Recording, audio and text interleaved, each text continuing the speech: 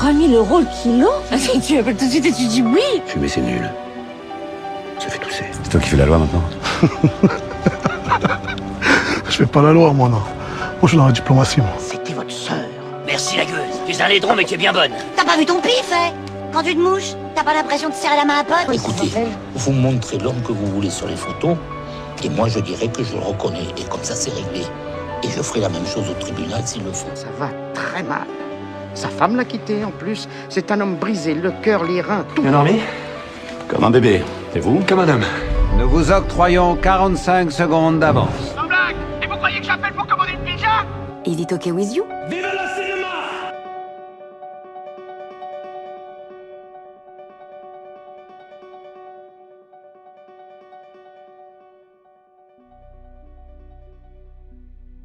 À l'occasion de la sortie de son film Cocorico ce mercredi, l'Instant Pur Cinéma a le plaisir de recevoir son réalisateur, Julien Hervé. Avant toute chose, salut, comment ça va? Bah écoute, tout va bien. Voilà, je suis un petit peu dans l'attente, là, on se rapproche quand même de la sortie, donc voilà, il y a des obligations qui se suivent, et puis surtout on commence un petit peu à être tendu, quoi, tu vois, c'est compliqué le cinéma, c'est un métier étrange. C'est-à-dire que voilà, tu lâches un film et le jour où tu le lâches, quasiment le soir, on te dit s'il plaît ou s'il plaît pas. Donc c'est la sanction. C'est très lent à fabriquer.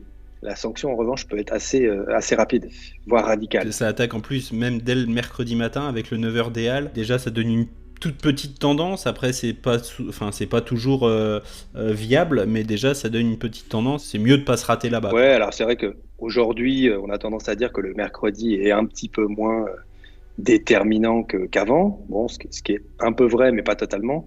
Le 9h des Halles, bon, il est symbolique, quoi. Oui, c'est ça. Voilà, c'est un peu le point de départ. Après, de manière traditionnelle, la comédie populaire, qui est le genre que moi je pratique, déjà à Paris, c'est pas un genre qui cartonne. C'est quand même quelque chose qui marche normalement beaucoup mieux en province. Et de manière traditionnelle, enfin, je vois par exemple nous sur les Tuches, j'ai des souvenirs de 9h des Halles où on avait fait 6 entrées, quoi, tu vois.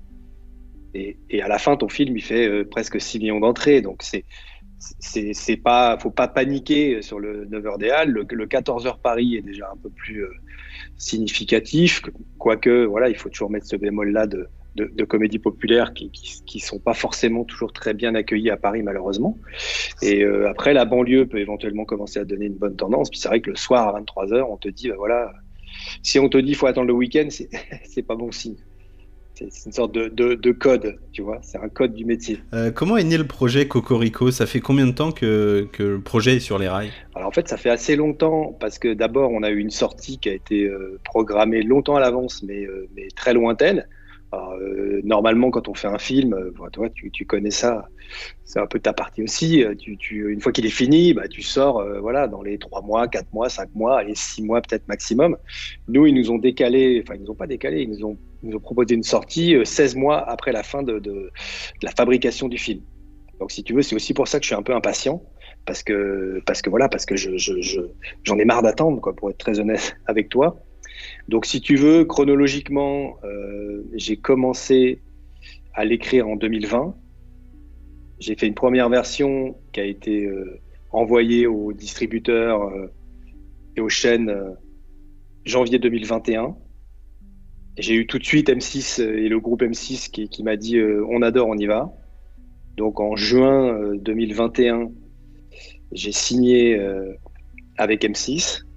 Ensuite, j'ai cherché le cast et tout ça. J'ai tourné en mars 2022, entre mars et mai 2022. J'ai fini de monter en décembre, en grosso modo, 2022, enfin, janvier 2023. Et c'est là qu'on m'a dit, en novembre 2022, on m'a dit, tu sors en février. Alors, février, c'est la meilleure date de l'année. C'est vraiment, c'est un moment où il y a des vacances en décalé. Donc, on est censé avoir 4 semaines vraiment grosses pour, tu vois, donc traditionnellement, si tu veux, c'est une date de sortie de comédie. Alors, je te dis des choses que tu sais probablement déjà, mais je les redis quand même pour les gens qui c'est vont bien écouter, de les rappeler, Nous, tu vois, avec les Tuches, on sort toujours en février, à part le Tuche 4 qui était un Tuche de Noël, donc forcément on est sorti à Noël. Mais Astérix, on est sorti en février, évidemment. Danny Boone a sorti nombre de ses grosses comédies. Donc traditionnellement, c'est un gros carrefour un gros marché de comédie. On n'est pas sorti l'année dernière parce que, si tu veux, c'était une année de cinéma très très grosse. On savait que voilà qu'il y avait des poids lourds qui y allaient. Et nous, si tu veux, c'est pas un petit film qu'on a, c'est quand même une grosse comédie parce qu'on a un gros casting. Mais après, on n'est pas une franchise. Tu vois, on n'est pas Astérix, on n'est pas la bande à Fifi. Donc on n'avait pas la dimension pour aller se taper avec ces gros-là.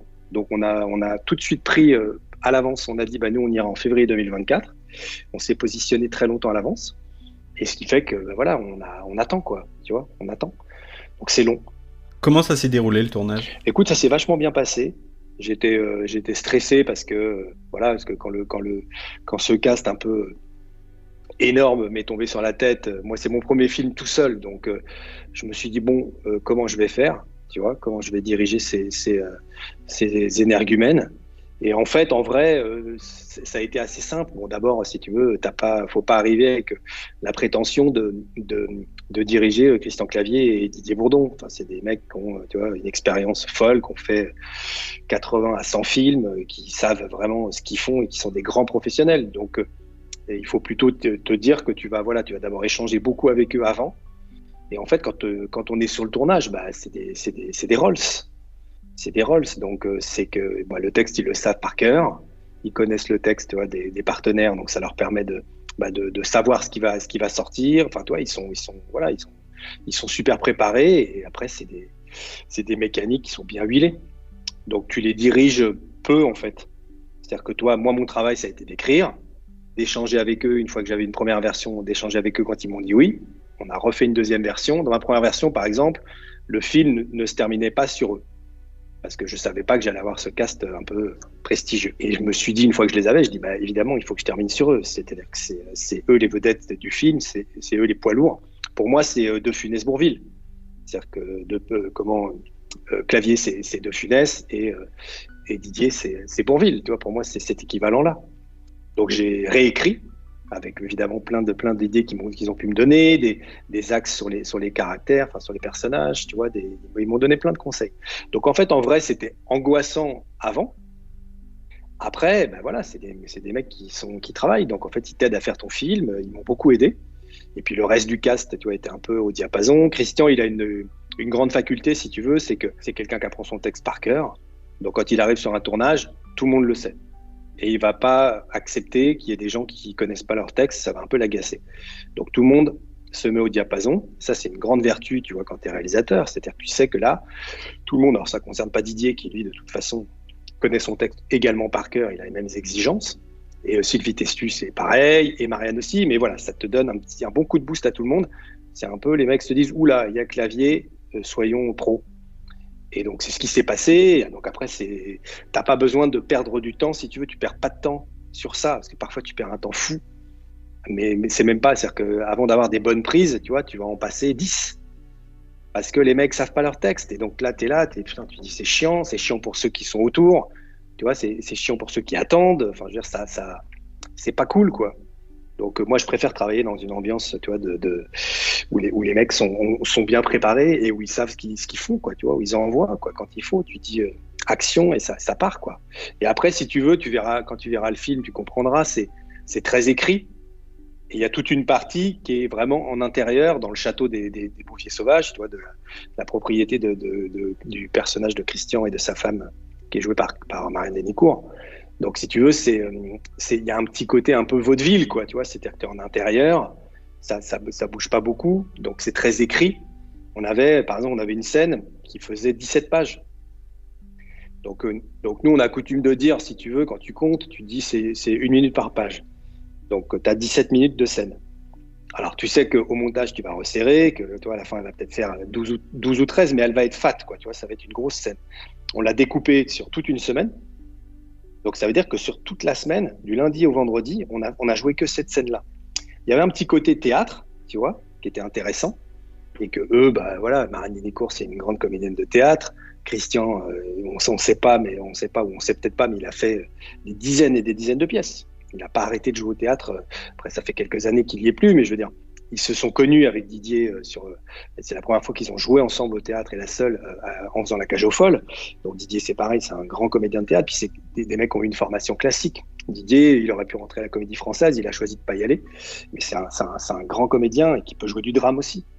Donc et Sylvie pareil, c'est quelqu'un qui a beaucoup de mémoire, très vive, donc qui apprennent vite, quoi. Et donc c'était assez intéressant. Il y a eu une vraie émulation entre eux, tu vois, une vraie bonne ambiance qui a fait que tout le monde a poussé un peu dans le même sens, quoi. C'était très agréable. C'était vraiment très agréable. Il y avait un petit côté colo, quoi, tu vois. C'est-à-dire qu'on a 37 jours de tournage, on a fait 22 jours au même endroit. C'est assez rare de pas changer de décor pendant 22 jours. Enfin, tu vois, c'est très rare. Donc c'est pratique. Tu vois, tout le monde commence à prendre des habitudes et tout. À un moment, c'est bien de sortir aussi, tu vois, ça fait du bien. Et donc voilà, on a commencé par ça et ils ont bien bossé, quoi. Ils ont bien travaillé. C'était très agréable. Un casting 4 étoiles pour ton film, on l'a dit. Réunir ces actrices et ces acteurs, c'était un rêve de gosse pour toi ou pas du tout? Bah, c'est-à-dire que oui, quand je vois ça, quand j'étais face à eux, j'étais vraiment comme un gamin. C'est-à-dire que le premier jour, je commençais par une scène avec Christian, on n'était que tous les deux. C'est une scène où il était dans sa chambre en pyjama, tu vois, dans son lit. Et quand je le vois arriver sur le plateau, tu vois, et là je me dis putain, c'est Jacouille la fripouille, quoi. C'est-à-dire que t'as le mec des visiteurs en face de toi, t'as le médecin, tu vois, Jérôme Tarrer, un médecin débronzé en face de toi, et il arrive et il dit alors Julien, comment vous la voyez cette scène? Là, putain, t'as un petit haut le cœur qui dit oh putain, comment on va faire? Tu vois, tu te dis faut y aller là. Alors moi, j'avais beaucoup travaillé tu vois, en amont. Lui, il a été très sympa, tu vois, et très compréhensif. Donc en fait, tu te jettes à l'eau et puis t'y vas, quoi. Mais c'est-à-dire que la genèse du projet, c'est que quand j'écris, je pense à Didier.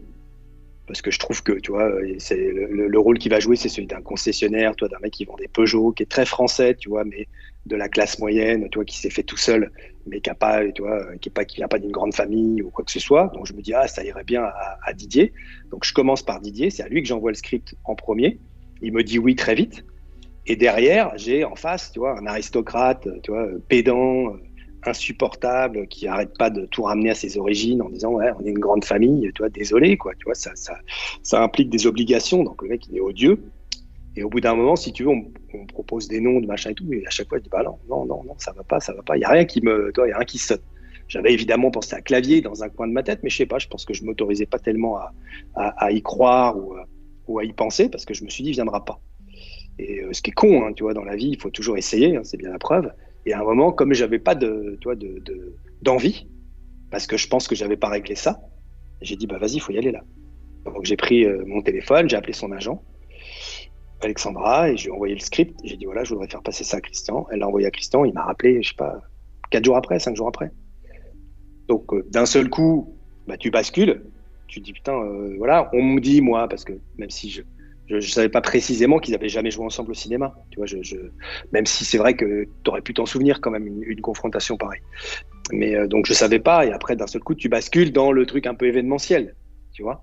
Tu rajoutes à ça Sylvie Testu, qui est une grande comédienne, qui est une meuf qui a déjà eu 2 Césars, qui a eu un Molière encore cette année, qui est vraiment, enfin moi j'ai adoré travailler avec elle, je la connaissais peu, et je trouve qu'elle est très très drôle. Alors dans le film, moi je la trouve à pisser de rire. Je trouve que c'est un peu la révélation comique du film. Alors, les deux, tu vois, tu les connais, tu sais que c'est des Rolls, donc tu dis voilà, ils jouent sur du velours. Et je trouve que Sylvie, voilà, elle est vraiment très très drôle dans le film. Et Marianne, bah, c'est pareil. Marianne, si tu veux, il fallait un peu le clown blanc, quoi. Tu vois, c'est-à-dire que comme Christian, quand il va ouvrir les tests ADN, il va partir en sucette parce que c'est un mec qui est assis sur sa galerie de portraits, qui t'assomme avec son hérédité, qui dit bah nous on est une grande famille, on est en France depuis Louis VI le Gros, et en gros bah moi je vais pas ouvrir parce que ça sert à rien. Tu vois, il dit moi les tests ADN ils sont sur les murs de mon château. Tu vois, on sait qui je suis et d'où je viens. Et évidemment il va tomber de son piédestal, tu vois, de très très haut. Et lui, bah, il le vit, tu vois, très intensément, parce qu'en fait, c'est toute sa vie qui s'écroule. Il a l'impression que, tu vois, qu'il est plus personne. Et il fallait en face, tu vois, quelqu'un un peu une sorte de clown blanc, tu vois, quelqu'un qui va. Puis je voulais surtout qu'elle soit classe, tu vois. Parce que ce que je voulais, c'est que les Martin, quand ils arrivent, donc Didier et Sylvie Testu, quand ils arrivent, je voulais qu'ils soient écrasés par le lieu, quoi, tu vois. C'est-à-dire que Didier vend des Peugeot, il arrive dans la cour, t'as 2 Mercedes flambant neuves, une Porsche à côté, et le mec, il voit ça, il dit, oh putain. Et lui, il a sorti une Peugeot, tu vois, de sa concession, il s'est fait beau. Tu vois, le mec, il a fait le maximum, sauf qu'il arrive, et, tu vois, il passe le portail, et puis tu dis, mais c'est mort. Il dit, vous êtes mort. vous n'êtes pas au niveau. Et alors, tu peux avoir en face des gens accueillants et sympathiques, sauf qu'il se trouve que ce qui est plutôt d'ailleurs le personnage de Marianne, en tout cas au début, elle est plutôt sympa, elle est un peu snob, mais c'est pas une chieuse, elle est pas sympa avec eux, en tout cas, elle les accueille bien. Christian, Frédéric Bouvier-Sauvage, il est tout de suite, tu vois, tu comprends qu'il en a rien à foutre de toi. C'est-à-dire que Didier lui dit Gérard Martin, qui est le nom de son personnage, et Christian lui dit 3 fois ravi. Et tu sais que c'est un ravi, il le regarde même pas, il se dit j'en ai rien à foutre. Voilà ce que ça veut dire. Et je m'en branle. Je veux pas savoir comment tu t'appelles, ça m'intéresse pas. Donc tout de suite tu poses le truc, et je trouvais que le décor fallait s'en servir, tu vois. Et là on a tourné dans un château bordelais qui s'appelle Château de la Rivière. Alors ça c'est les extérieurs, c'est somptueux. T'arrives, tu te dis waouh. T'as des palmiers, enfin, toi, c'est juste un délire, et ils sont au milieu des vignes, parce que je voulais que ce soit aussi au milieu des vignes, parce que pour moi, ça raconte ça aussi. La tradition, le mec, tu vois. C'est-à-dire que ces 2 personnages, il y a 4 personnages, mais les 2 personnages qui se confrontent vraiment, c'est les deux maris. C'est 2 personnages très français, mais pas au même niveau sur l'échelle sociale. Voilà, c'est tout. Et après, le petit grain de sel ou petit grain de sable, c'est quand ils ouvrent les tests, les gros deviennent un peu moins gros, et les petits deviennent un peu plus gros. Et tu dis alors, il se passe quoi maintenant? Tu vois, c'est la confrontation de ça. C'est ça qui, moi, m'amusait. Tu vois, c'est-à-dire que tu mets les ingrédients en place et après tu fais exploser et tu vois un peu comment ils réagissent. J'espère que ça plaira, tu vois, que ça plaira aux gens. Je pense que voilà, il y a quand même, c'est quand même un événement quand tu les vois face à face. Ils ont deux scènes vraiment où ils sont que tous les deux. C'est quand même, il se passe un truc, quoi. Tu vois, tu te dis putain, c'est quand même pas rien, quoi. C'est-à-dire que t'as, tu vois, un chant sur Christian, boum, contre-chant sur Didier, puis tu vois bien la subtilité du jeu, les regards, c'est quand même, ils sont très forts, hein, les mecs. C'est vraiment des grands comédiens. Donc ça, c'était un réel plaisir, en fait, de voir tu vois. Après, oui, j'ai 50 ans, donc tu vois, moi quand j'étais au collège Jeanne d'Arc, tu vois, à Cholet, c'était en pleine période de la télé des inconnus, donc tu vois, nous on a connu ça vraiment. Tu vois, en live, on était là, on le regardait le soir et puis le lendemain on se débriefait. On était complètement dingue de ça. Puis après, moi, je suis fan absolu du Splendide, je suis fan absolu des Visiteurs, ce qui n'est pas toujours le cas de tout le monde, mais pour moi, c'est un chef-d'œuvre de comédie. Et donc voilà, oui, c'est sûr. Il y a des moments, tu vois, le premier jour, j'ai fait une photo avec Christian, j'ai l'impression d'être un fan en fait. Mais après, voilà, moi j'ai oublié ça, j'étais là pour travailler, eux aussi, j'étais là pour faire un film. Je me suis servi, tu vois, de toute leur expérience, tout leur talent, et puis j'ai essayé de faire le film que j'avais en tête, quoi, tu vois. Et c'était cool. Franchement, c'était une très bonne expérience. C'est quoi ton rôle préféré dans la production du film? Est-ce que c'est plus les balbutiements, les premières notes que tu peux prendre, ou plus la finalité de le voir en salle? En fait, il y a quand même plusieurs moments qui pour moi sont intéressants. D'abord, l'écriture, parce que je suis avant tout un scénariste. Donc c'est vraiment ça que je trouve. Ce qui est assez passionnant, si tu veux, ce qui est assez dingue, c'est de se mettre sur un ordinateur avec une page blanche, tu vois, et de dire voilà, tout ce qui va sortir de ma tête, ça va créer un film. Donc ça, c'est quand même un truc, une expérience, tu vois. Alors ça peut être un peu écrasant aussi, ça te met la pression, mais en vrai, pas tellement, tu vois. C'est génial, quoi. C'est un grand truc de liberté. Tu te sens libre. Tu dis, tiens, il sort de l'immeuble, il va à gauche ou il va à droite. Je décide. Tiens, il va à droite. Tiens, qu'est-ce qui lui arrive? Enfin, tu vois, en termes de création, c'est génial. Après, le tournage, je trouve ça hyper intéressant aussi. Moi, j'aime pas trop, si tu veux. Enfin, je m'intéresse pas particulièrement à la technique, tu vois, au focal des caméras, aux optiques, au machin. Je suis sur le jeu. Moi, ce qui m'intéresse vraiment, c'est le jeu. Et le jeu, c'est un peu à l'oreille, quoi. C'est-à-dire que j'ai une musique, tu vois, d'une phrase, de la façon dont je pense qu'il faut la dire, et je recherche ça. Tu vois, tu vois, c'est comme un truc, c'est musical, quoi. Pour moi, c'est musical. Donc ça m'intéresse vachement. Après, le montage, passionnant. Le montage, c'est passionnant parce que au montage, tu peux tricher. C'est-à-dire que tu peux quasiment créer une scène qui n'a pas été jouée. C'est hallucinant tout ce que tu peux faire.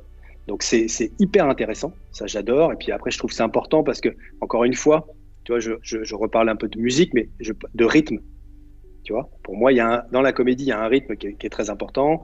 Et donc, quand quelqu'un va sortir une vanne, il faut être là à la réception, tu vois. Faut jongler entre tes différents plans, tes différents axes. Je trouve ça passionnant, en fait. Après, la dernière expérience vraiment, qui est celle qui te procure le plus de sensations, c'est de t'asseoir dans une salle, tu vois, si possible pleine, et d'écouter la réaction des gens. D'abord, tu as un verdict, tu vois, c'est-à-dire que ça te dit si ton film il marche.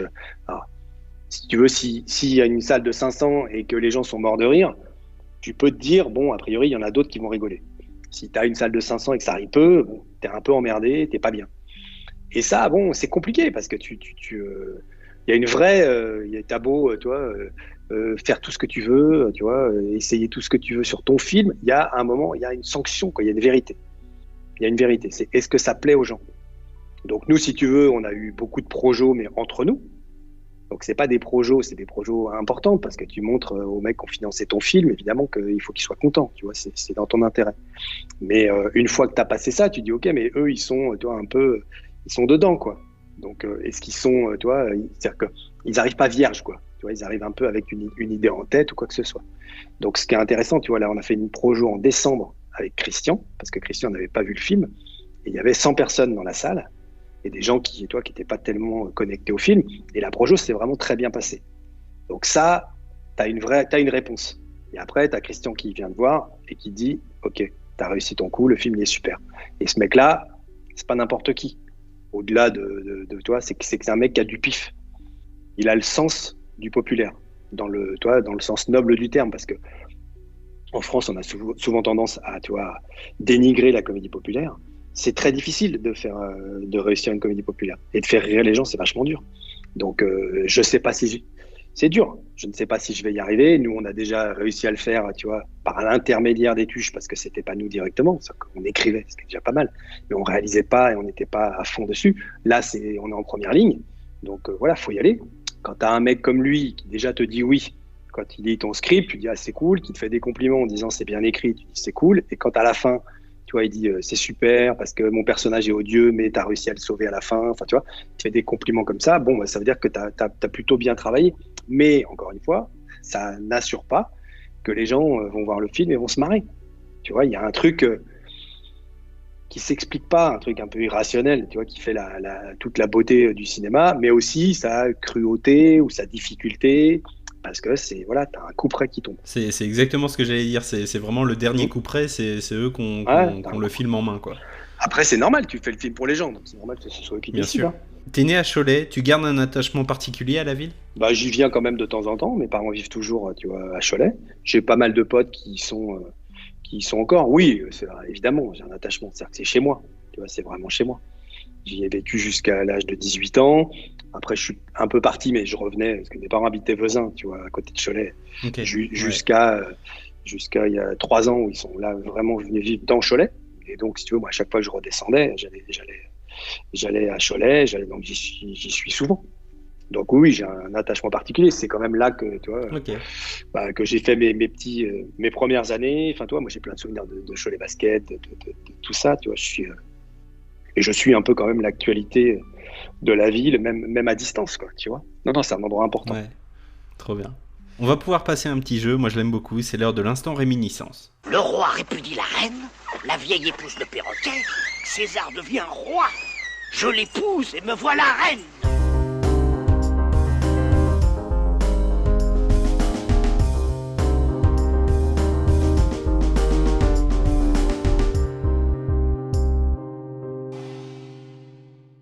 Alors je vais te poser plein de petites questions. Pour répondre, c'est ce qui te vient à l'esprit tout de suite. Si jamais je te repose la question demain ou après-demain, en fonction de tes humeurs, tes envies, tes réponses pourraient être complètement différentes et il n'y aura aucun souci là-dessus. Est-ce que c'est bon pour toi? Écoute, ça m'a l'air assez clair.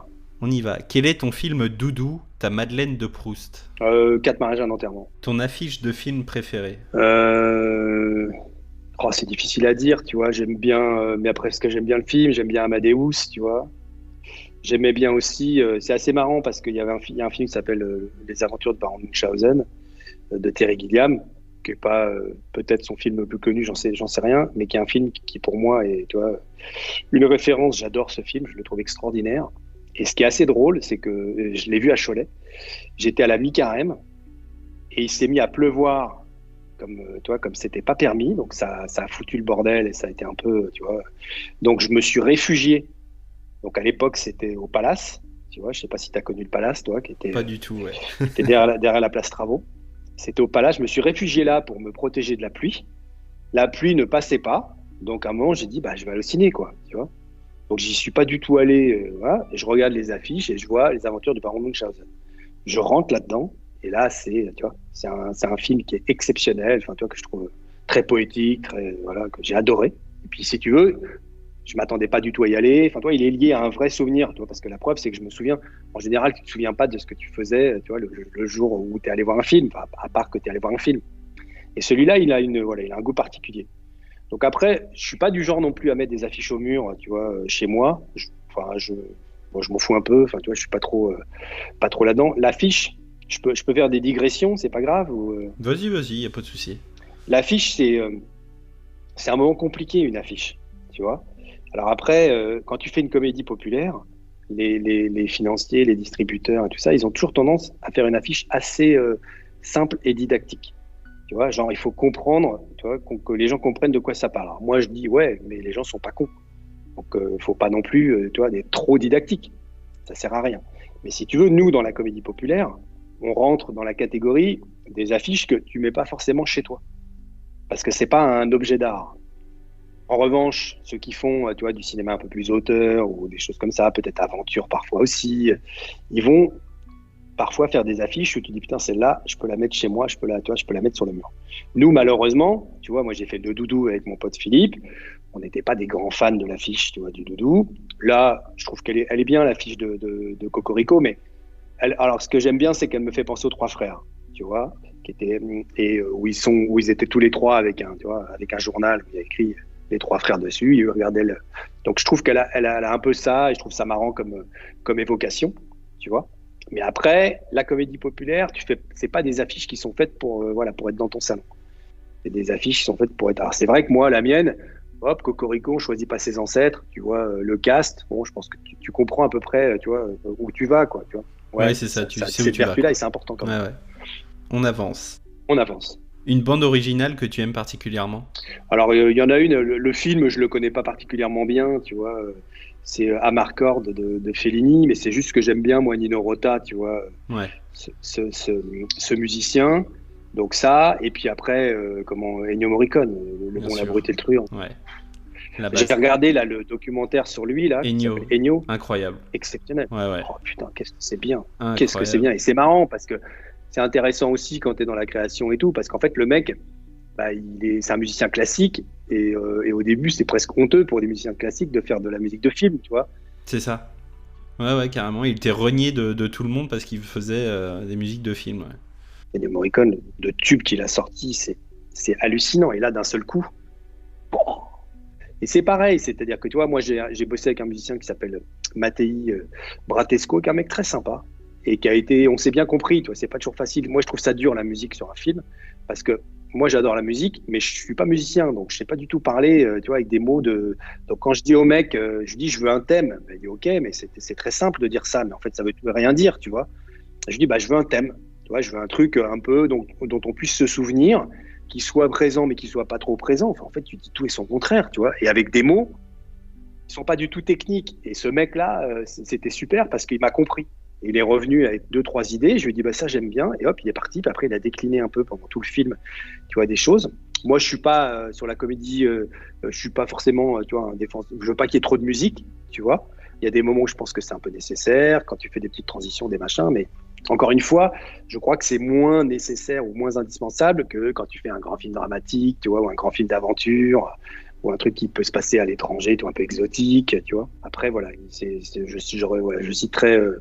je citerai ça parce que je l'écoute beaucoup, la BO d'Amarcord, tu vois, parce que c'est très cirque un peu, tu vois, la musique est très cirque et c'est assez joyeux, donc voilà.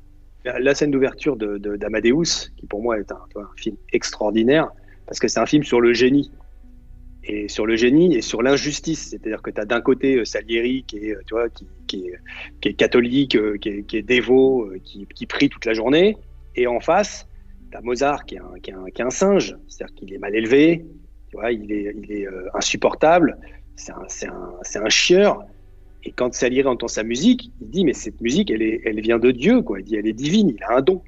Et quand il voit le mec, il est choqué, il dit, mais comment c'est possible? Et là, il se tourne vers le Seigneur, il dit, mais Seigneur, comment tu as pu faire un truc pareil? Comment tu as pu donner ce don à ce mec-là? Tu aurais dû me le donner à moi, parce que moi, je suis pratiquant, je respecte, tu vois, tout. Et t'as la scène du début, quand il s'accuse d'avoir tué Mozart, qui dit au curé, et il fait écouter des trucs au prêtre qui vient le voir, et lui dit, j'étais, toi, compositeur de la cour, Salieri quand même, donc il dit, non, je suis désolé, je vous connais pas, tu vois. Il lui fait 3-4 morceaux, et le mec dit, non, désolé, je connais pas et tout. Et à un moment, il lui dit, et ça, vous connaissez? Il fait, tin, ta, tin, ta, ta, ta, ta, ta, tin, tin, ta, tin. Et l'autre, il dit, ah ouais, je connais ça. Et il lui dit, c'est de vous, ça? Il dit, non, ça, c'est de Mozart. Et ça, elle est folle, cette scène. C'est que tout est résumé là-dedans. Et ça, quand t'as ce talent-là, tu vois, c'est hors norme. Tu vois, et je trouve que c'est intéressant, toutes ces réflexions, tu vois, sur le, je trouve qu'Amadeus, tu vois, est un film vraiment puissant dans l'écriture et tout. Je trouve ça vraiment, tu vois, c'est profond. On avance, la dernière, rien à voir. Ton plat préféré? Mon plat préféré, c'est une bonne question. C'est pas très facile parce que moi j'aime bien manger, donc j'aime beaucoup de choses. Mais je pense que tu vois, une bonne côte de bœuf avec des potes, ça peut quand même, tu vois, emporter le truc. Après, toi, je cuisine un tout petit peu. Je suis pas un grand cuisinier, mais je fais un rougail saucisse qui commence à être pas mal, tu vois. Là, tu me parles. Ça commence à pas être dégueulasse. J'ai un pote réunionnais, tu vois, qui m'a filé la recette et tout, donc je commence à, tu vois. Après, je fais un bon bœuf bourguignon aussi, qui est pas dégueu.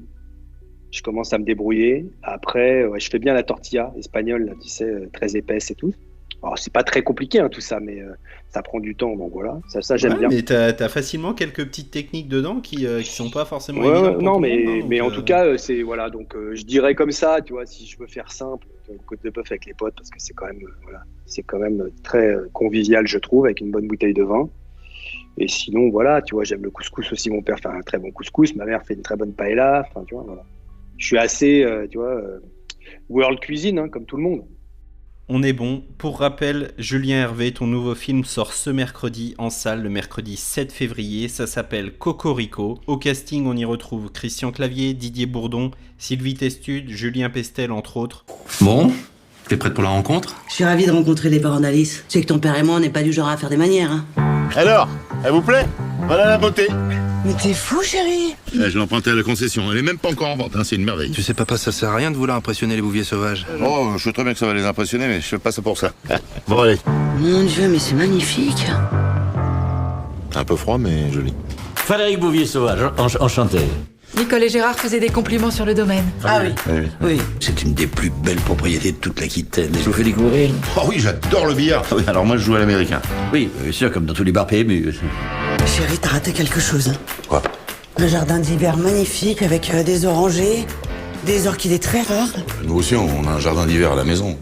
On appelle ça une véranda. Le labo où je travaille est américain. Ils nous ont offert les tests ADN. C'est un test qui détaille toutes vos origines. Ah. Les résultats, les voilà. Hein? Alors. Notre test ADN, il est sur les murs de ce château. Nous sommes en France depuis Louis VI le Gros.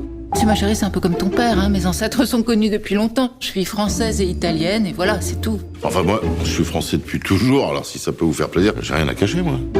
Alors, qui commence? Qu'est-ce que c'est que cette connerie? Tout d'abord, un remerciement tout particulier pour Ronald Guérin du Hot Milk. Merci pour cette opportunité, merci de croire en ce que je fais. Et merci à toi, Julien, merci infiniment de m'avoir accordé de ton temps, de t'être prêté au jeu. Merci pour ta confiance. Je te souhaite tout le meilleur pour la sortie du film, comme on dit, merde. Et écoute, je te dis bonne continuation et à bientôt. Écoute, c'est très gentil et c'était très agréable d'échanger avec toi et donc je trouve ça cool et je pense que tu sais ce que tu fais et tu vois, tu sais de quoi tu parles, donc voilà, continue parce que à mon avis, tu vois, ce serait dommage que tu arrêtes la cuisine, mais parce que je pense que tu cuisines bien. Je viendrai goûter, je viendrai chez toi pour goûter. Carrément. Il faut que je vois. Mais en tout cas, c'est cool et puis je suis content, moi, tu vois, qu'il y ait des gens, tu vois, de ma région qui fassent, tu vois, des choses comme ça, qui se lancent. Voilà, moi, tu vois, il y avait rien qui me prédestinait à faire ce que je fais aujourd'hui. Et c'est un mélange de chance, de rencontres, tu vois, d'opportunités comme ça. Mais il y a un truc que je sais, c'est qu'il faut essayer. Voilà, faut pas s'auto-censurer, faut essayer, tu vois. Moi, je ne pensais pas que Christian Clavier viendrait sur mon film, donc je me suis dit, ça sert à rien d'essayer. Puis vraiment, il dit, bon, on va pas mourir idiot, j'essaye, et le mec, il est venu. Donc voilà, c'est un bon exemple, je trouve, il faut toujours essayer. Et il faut y croire parce que voilà, il y a des portes qui peuvent s'ouvrir et il y a de la place pour des gens comme nous, des petits mecs de province qui n'ont pas forcément accès à tout. Alors aujourd'hui, je trouve qu'avec les nouvelles technologies, tu peux faire un podcast depuis chez toi. Je trouve ça génial. C'est vachement bien. Ça ouvre vachement. Ça donne plein d'opportunités. Donc voilà, je peux que t'encourager à continuer ça. Tu as l'air d'être passionné de cinéma, donc c'est cool. Et j'espère revenir te parler, pour les prochains films sur lesquels je travaillerai. S'il y en a d'autres. Avec grand plaisir. Écoute, merci beaucoup, ça me fait chaud au cœur. Non, je t'en prie, merci à toi.